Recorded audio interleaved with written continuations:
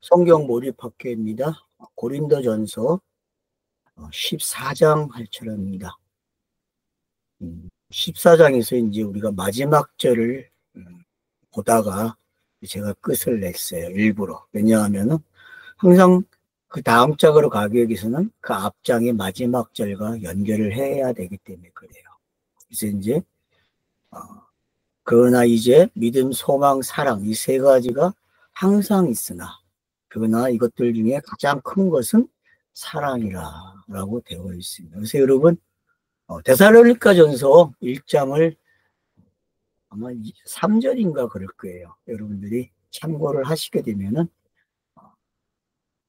거기에 약간 그 사랑이 뭐고 믿음이 뭐고 소망이 뭔지에 대해서 살짝 이렇게 한 절 안에다가 해놨고 밑에 이제 이렇게 풀어놨어요. 그걸 여러분들이 그러니까 데살로니가전서 1장을 참고하시게 되면은 좀 더 도움이 될 것이라고 말씀을 드립니다. 그래서 이제 그러나 이것들 중에 가장 큰 것은 사랑이라. 그래서 사랑이 뭐냐? 사랑이 뭐냐? 사랑은 이 땅에서 하나님의 뜻이 완료된 것이다. 완료의 용어죠. 완료. 그걸 우리는 아가페 그러죠. 아가페. 그래서 이제 14장 1절에서도 너희는 사랑을 갈망하라. 사랑을 갈망하라 그래요. 우리가 지금 12장부터 14장까지를 하나의 내용으로 가져오고 있습니다. 그래서 9가지 은사. 신령한 게 뭐냐? 첫 번째로 예를 든 게 9가지 은사였어요. 그리고 몸에 지체가 있는데 그건 한 몸이다라고 하는 이야기가 있었고, 그래서 한 몸의 이야기와 9가지 은사는 같은 내용이었다는 걸 확인했죠. 그리고 나서 이제 교회에 권위자들이 있는데 그 사람들이 바로 사도고 이렇게 해서 나열이 됐죠. 선지자라고 교사고 이렇게 가르치는 자들 이렇게 해서 나열이 됐는데 이런 걸 우리는 이제 뭐라 그래요? 사랑을 전달하는 사람들이 교회가 아가페가 그러니까 에클레시아는 아가페다. 아가페의 내용은 결국은 하늘의 뜻이 땅에서 이루어진 것인데 그 이루어진 내용을 우리가 간파하니까 죽음과 부활이구나. 예수의 죽음과 부활이죠. 그러면 죽음이 뭐고 부활이 뭐냐? 죽음은 육으로 온 이유죠.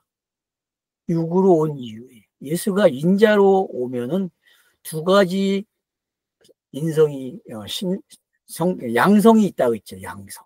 그 중에 하나가 인성이고 하나는 신성이에요. 그래서 죄를 없애기 위해서 온 이 인성, 이것은 죄가 없는 겁니다. 그렇기 때문에 죄를 담을 수 있어요. 여기다가 옮길 수 있는 거죠. 그게 하늘이 만든 공식이에요. 우리가 이해를 못하는 방법이죠. 그래서 이제 로마서 5장에서는 그걸 대표에 올리라 이야기하죠. 5장 12절부터 내용을 살펴보시게 되면은 그런 것들이 나오고 있죠. 그래서 이제 이런 그 죄를 옮기니까 그걸 뭐라 그래요? 대속 제물이다. 구속이라 그렇게 이야기하는 거죠. 이걸 다른 거로 표현하면은 수고하고 무거움을 진 자 그렇게 표현하는 거죠. 그리고 수고하고 무거움 치면 내용이 뭐냐라고 할 때 우리는 그걸 문자다, 비유다 그랬죠. 결국은 크로노스 시간에 되어진 것들을 우리는 그렇게 이야기하죠. 그러면 크로노스의 시간에 진리가 없었느냐? 있었죠. 마찬가지로 인자라고 하는 인성에 신성이 있듯이 똑같은 경우라는 거죠. 그러니까 여러분들이 양성을 알게 되면은 성경이 뭔지 알게 되는 거예요. 성경이 문자로 기록됐지만은 그 안에 뭐가 있다? 진리가 있구나. 문자는 결국 진리네 이렇게 가게 된다는 거죠. 근데 어떤 일이 일어나야 되는 거예요? 사랑이라는 말이 나오기까지는 가정이 있어요. 그건 한데 뜻이 정한 가정이어야만 돼요. 다른 거는 길이 안 나지는 거죠. 그래서 예수는 자기가 길이라고 이야기하는 거예요. 그러니까 왜 예수가 길이냐 하면은 바로 자기가 인자로서 온 이야기 속에, 공생애를 하는 그 이야기 속에 길을 만드는 과정이 있었어요. 그래서 그 하나님은 그 길로만 나에게 올 수 있고 나와 같이 된다고 말을 하는 게 성경의 내용이죠. 근데 그게 신비해요. 왜? 둘로 오기 때문에. 둘로 오기 때문에. 그래서 이걸 세상사에서는 선과 악의 개념이 되는 거죠.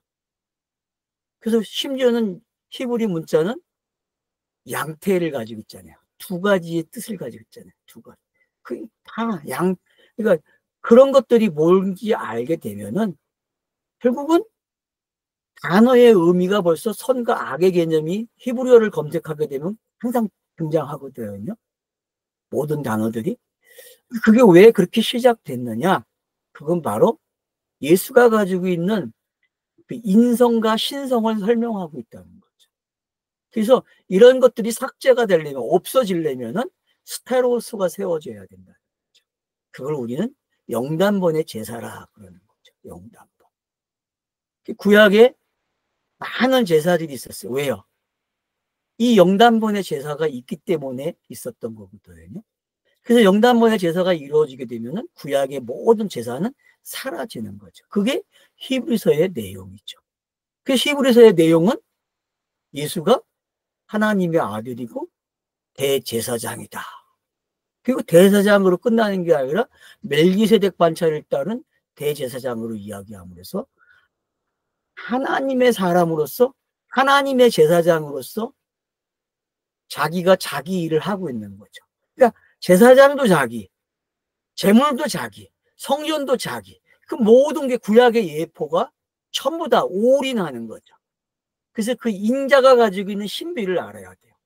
아, 인자라는 게 이런 신비가 있구나라는 걸 알게 되면은 사랑이라는 게 깊어져요. 하나님의 사랑이 뭐냐 할 때 그 하나님의 사랑이, 그 아가페라는 게 이런 종합적인 내용을 모른다면은 말할 수 없는 내용이 되는 거죠. 그래서 교회 안에 가르치는 자들이 있는 거예요. 권위자들이. 세워놓은 권위자들인데 그들이 뭘 해야 되느냐? 정치를 하는 게 아니라 뭘 해야 돼요? 복음을 설파하는 거죠. 복음. 그래서 오늘 사랑을 갈망하라는 말로 시작을 하는 거예요. 14장 1절에서. 사랑을 갈망하라. 사랑을 추구하라. 뭐 이렇게도 표현이 되죠. 영적인 것들을 열망하라. 더욱 예언을 하라. 이렇게 얘기해. 그러면은 요 세 개의 표현들이 뭘 만들어가는지를 알게 되는 거죠. 아, 사랑이라는 게 이 땅에 표현된 방법들이 어떤 겁니까? 영적인 것들이었잖아요. 그래서 열망을 해야 돼요. 그럼 영적인 것들을 열망하려면 뭐 기도원 가서 산에 가가지고 나무를 하나 뽑는 게 영적인 갈망입니까? 옛날에 다 그렇게 배웠잖아요. 제가 그 교회에 가서 처음 배운 게 나무 하나 뽑아야 된다고 기도해가지고 산에 가서. 그게 영적인 사람이라고 이야기 배웠는데. 근데 제가 그렇게 해봤거든요.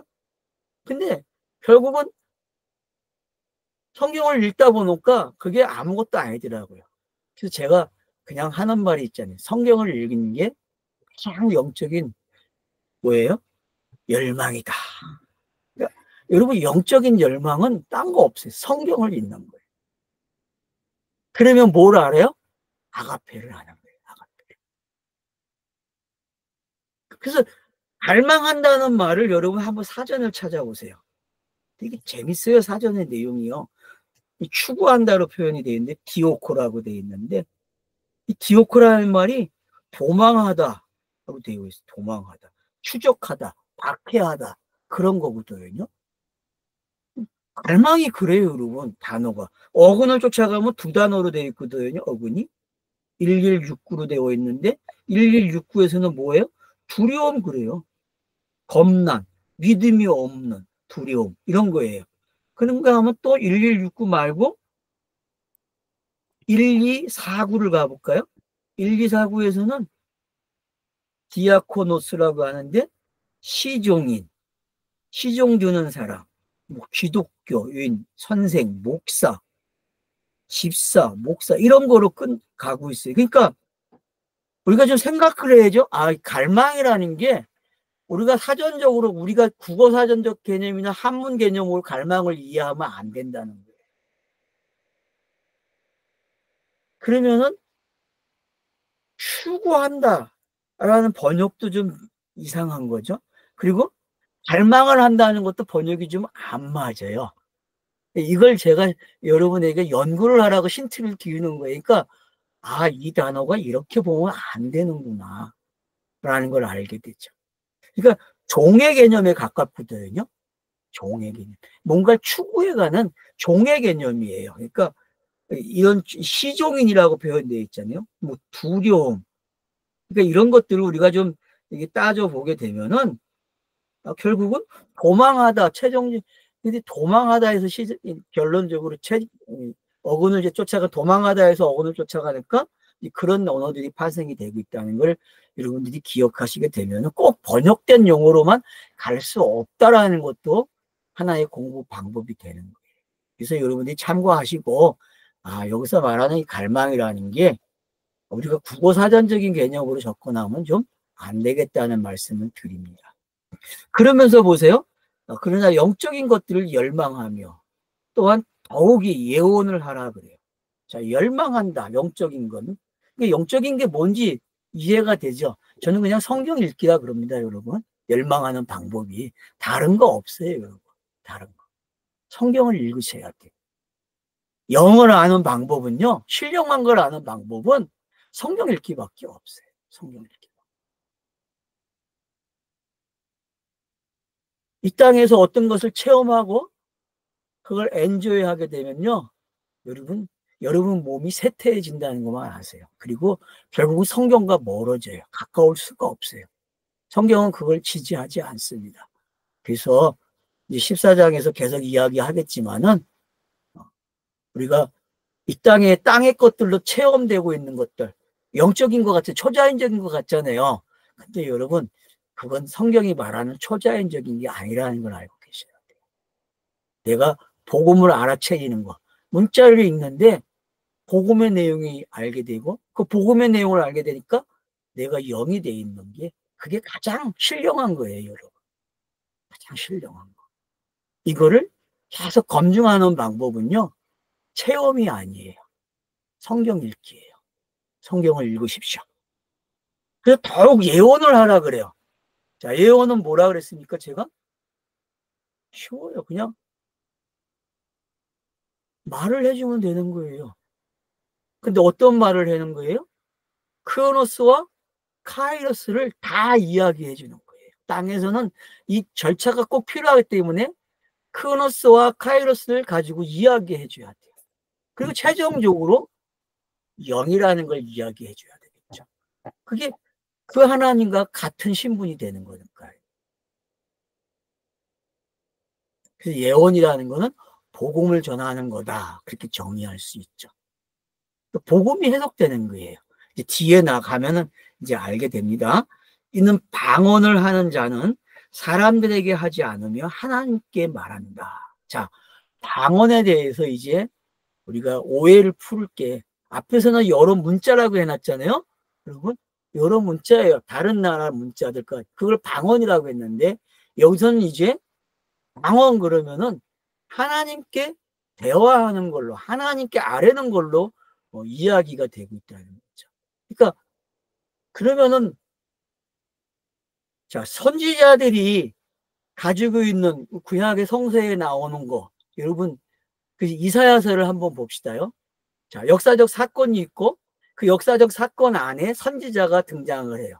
그리고 선지자가 메시지를 던져요. 그게 1장부터 39장의 내용이죠. 이거는 방언과 같아요, 여러분. 방언과. 저는 그렇게 말하고 싶어요. 그냥 방언이라 그렇게 말씀을 드려요. 자, 그러면 40장부터 66장까지는 뭐냐? 그게 예언이에요. 근데 중요한 것은 이쪽에 방언이라 하는 것에는 뭐가 있어요?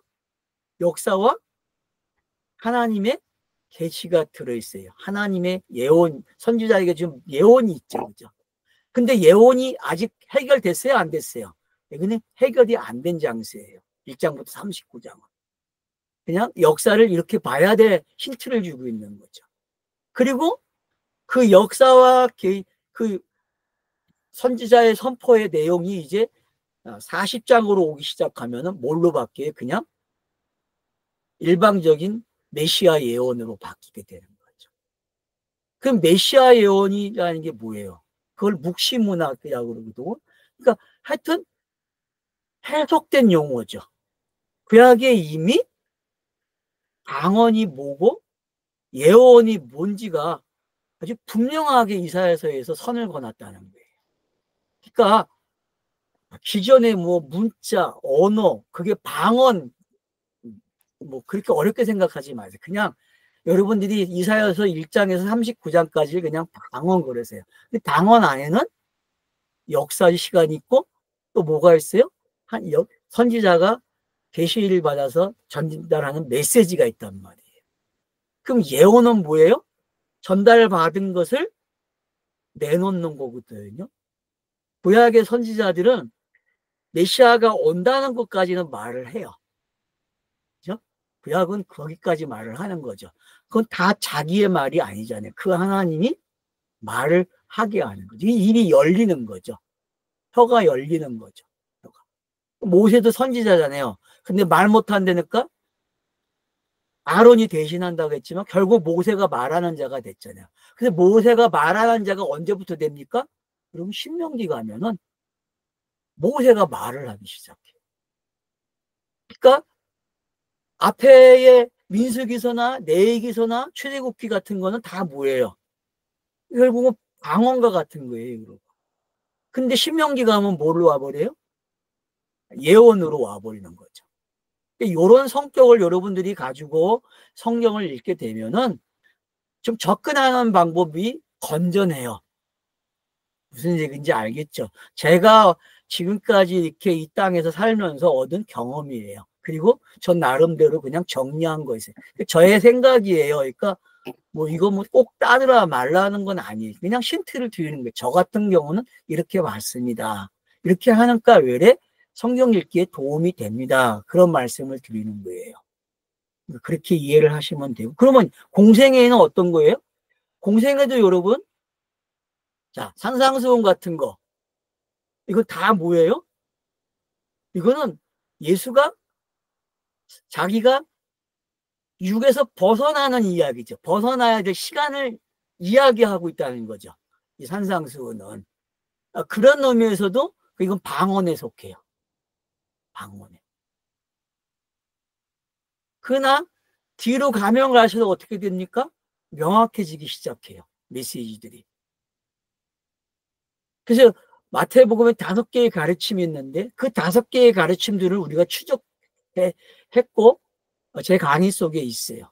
그 내용들을 여러분들이 읽어보시고 또 변화산을 기점으로 해서 이쪽이 어떤 거고 이쪽이 어떤 건지 여러분이 아시면은 결국은 변화산의 기점 전까지는 방언에 속한다고 할 수도 있고 분기점을 정한다면은 또 변화산을 기점으로 해서 이 후반부로 가게 되면은 이게 마태복음 17장이죠.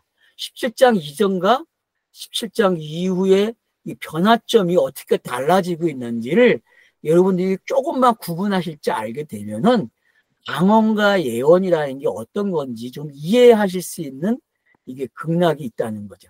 그러니까 그걸 여러분들이 물론 뭐 그렇게 막 선 긋는 게 필요하지 않을 수 있어요. 어떤 단계에 가신 분들은. 근데 처음에는 그렇게 선을 좀 거놓으시는 것도 편리해요. 읽기에 여러분들이. 이제 앞으로 뒤로 가면은 더 이해가 빨라질 거예요. 그런 말들이. 그래서 그렇게 알아주시면 되겠습니다. 그래서 그러니까 하나님께 방언은 하나님께 말을 한다. 결국은 1대1이라는 거죠. 그럼 방언을 말하면 1대1이거든요. 공안복음서의 내용들은 다 누구에게 말한 거예요? 예수가? 독자들에게, 그 당시에 있던 그 역사의 인물들에게, 앞에 앉아있던 사람들에게 말을 한 거였습니까? 아니죠. 율법을 해석함으로써, 십계명을 해석함으로써 자기가 그렇게 죽어야 된다고 하는 기도를 올리는 거 아니에요. 예수는, 방언은, 그러니까 예수의 그 산상수훈은 5개의 가르침은 뭐예요? 전부 다 자기가 하나님께 내가 이렇게 죽어야 되지요? 라고 말을 하는 거거든요. 내가 이렇게 죽어야 돼요.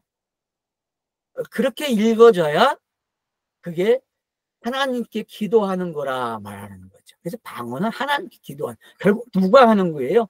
공생의 시간에 하는 거예요. 공생의 시간에. 방언은 언제 하는 거다? 공생의 시간 때 하는 거예요. 공생에. 아니, 큰일 났네. 이제 지금까지 이야기 들어왔던 거와 너무 다른 편으로 와버렸네요. 방언이 뭐냐. 자, 그러니까 하나님께 기도하는 게 이제 어떤 건지 알겠죠. 저희가 기도의 정의를 어떻게 내렸습니까? 하나님의 뜻이 땅에서 이루어지게 해달라고 기도하는 거잖아요. 성경을 읽는 게 기도라고 했잖아요. 한 페이지 한 페이지 넘길 때마다 그 하나님의 뜻이 땅에서 이루어지는 내용이 기록되고 있잖아요. 독촉장이죠. 한 장 넘어갈 때마다 독촉장이 압박이 더 가해지는 거 아니에요. 그러면서 성경은 성경에 해석해 주면서 어떻게 합니까? 그 압박대로 명료해지기 시작하죠. 내용들이. 그게 성경 읽기를 하는 이유잖아요. 그래서 성경은 성경이 해석한다고 하는 거죠. 이런 관점에서 우리가 방언이라는 걸 이해하면 좋겠어요. 자, 그러면은 또 보세요. 그러면 누구도 알아듣지 않으나, 땅에서 알아듣지 못한다니까요. 이해가 되죠? 이게 크로노스 시간과 맞물려 있고, 그 크로노스에 예수의 공생과 맞물려 있다는 것을 아시게 되면은 방언이 이해가 되는 거예요. 근데 이 방언을 여태껏 우리는 뭐예요? 신비한 거고, 맞아요. 신비한 거예요. 근데 그게 성경의 체형은 이렇게 되어 있다는 걸 아시면 좋겠습니다. 이건 그냥 제가 드리는 하나의 의견이에요. 뭐 이렇게 안 하셔도 상관없습니다. 저는 그냥 이렇게 말을 하니까 하나님께 말한다. 그리고 누구도 알아듣지 않는다. 그러나 성령으로 그는 비밀을 말한다. 맞죠? 이게 공간복음서의 내용이에요, 여러분. 성령으로 비밀을 말하고 있다니까요. 방언의 성격을 이제 이해가 되죠. 근데 이걸 방언을 경험한 사람에게 한번 정의해 보세요. 방언을 지금까지 해오고 계시는 분들이 정말 자기가 이런 개념을 가지고 있고 계속 하나님의 비밀을 말한다 그러는데, 여러분 정말 하나님의 비밀을 말하는 게 방언입니까? 땅의 사람들이 경험하는 게 아니에요, 여러분. 땅의 비밀을 말하는 거는 예수밖에 없어요. 공생애밖에는. 자기 자신이 육과 영으로 온 게 비밀이고, 그걸 까불려서 육에서 영으로 가는 이야기인데, 그 이야기를 알면은 방언이 뭔지 알게 되는 거죠. 여기서 멈추고 3절로 가겠습니다. 그러나 사람들에게 예언을 하는 자는 개발과 권명과 격려를 위하여 말하고. 자, 공간복음서에는 이 두 번째도 들어있어요, 여러분. 뭐가 되어 있다고요? 자, 예언을 하는 자는 어떻게 한다고요? 개발과 권명과 격려를 위하여 말을 했다 그래요. 이게 제자를 훈련시키는 내용이죠. 그죠? 제자들이 훈련받는 내용이에요. 여기서 설명하고 있는 부분은요. 자, 그 다음 보세요. 4절. 방언을 말하는 자는 자신을 개발한다. 그렇죠? 자신이 자신을 개발해내는 거예요. 그러니까 예수가 공간복음서를 여러분이 잘 읽어보세요. 그러면은 점점 자기의 의식이 어디로 가고 있습니까?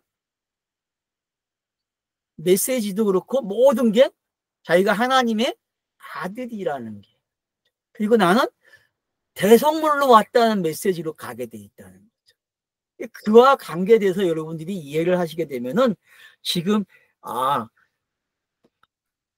말하는 자는 자신을 개발한다, 세운다, 그런 의미가 뭔지 알게 되는 거죠. 그래서 계속 예수는 스타로스를 세우는 이야기 쪽으로 가게 돼 있어요. 자, 그런가 하면 또 뭐라 그래요? 그러나 예언하는 자는 교회를 개발한다 그래요. 그러니까 이 두 가지의 병행이 어떤 건지 아시게 되면은 공감복음서를 어떻게 읽어야 되는지, 성경을 어떻게 읽어야 되는지를 여러분들이 많은 힌트를 얻게 된다는 거예요. 여태껏 저와 여러분이 땅에서 신나게 기도하고 체험했던 것들이 이제 물거품이 되는 게 보이십니까? 이거 물거품이었네. 아무것도 아니었네. 그냥 혼자 잠깐 엔조이 했네.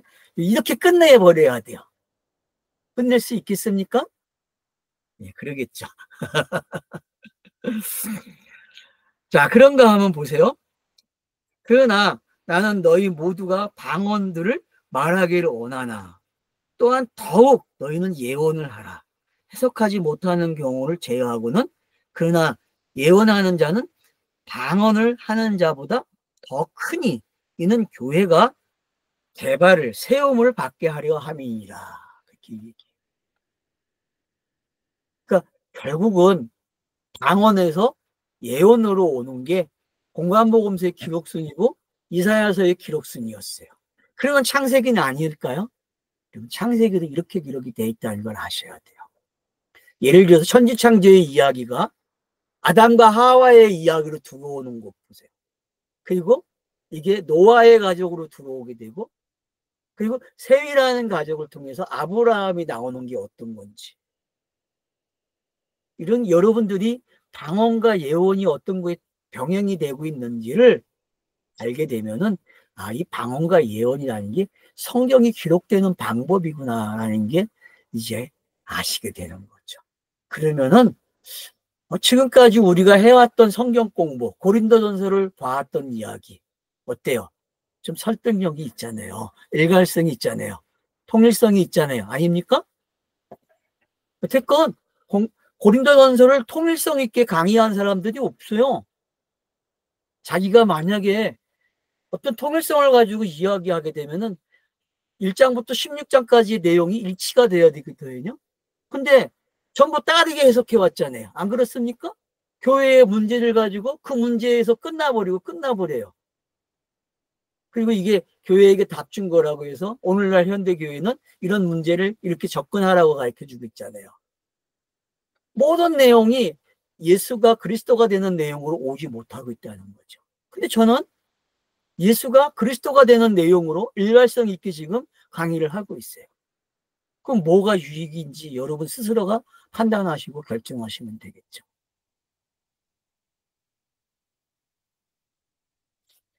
그래서 저는 지금 방언을 말했다, 예언을 말했다 해요. 왜? 본문이 그렇게 구성이 되어 있기 때문에. 그 방언이라는 시간과 예언이라는 시간이 어떤 시간이 가게 되면은 이게 같이 막 맞물려 가겠죠. 맞죠? 성경 읽기도 크로노스 시간과 카이로스 시간이 계속 맞물려 가고 있잖아요. 성경 독수가 올라가는 분들은 이게 교차되면서 가고 있어요.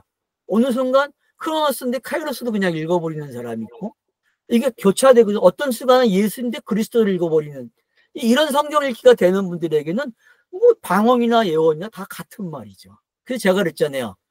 저번 주에 이제는 시간을 없애버리라. 크로스 시간, 카이로스 시간 다 없애라. 뭐만 있다 이제?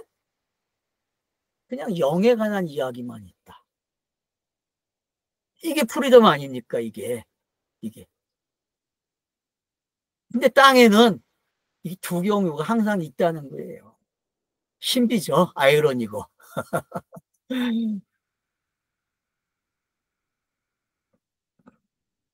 자, 5절, 6절. 그러나 이제 형제들아, 만일 너희에게 계시나 지식이나 예언이나 가르침으로 내가 너희에게 말하지 않고, 만일 내가 너희에게 가서 방언들을 말한다면 내가 너희에게 무엇을 도움을 줄 것이냐.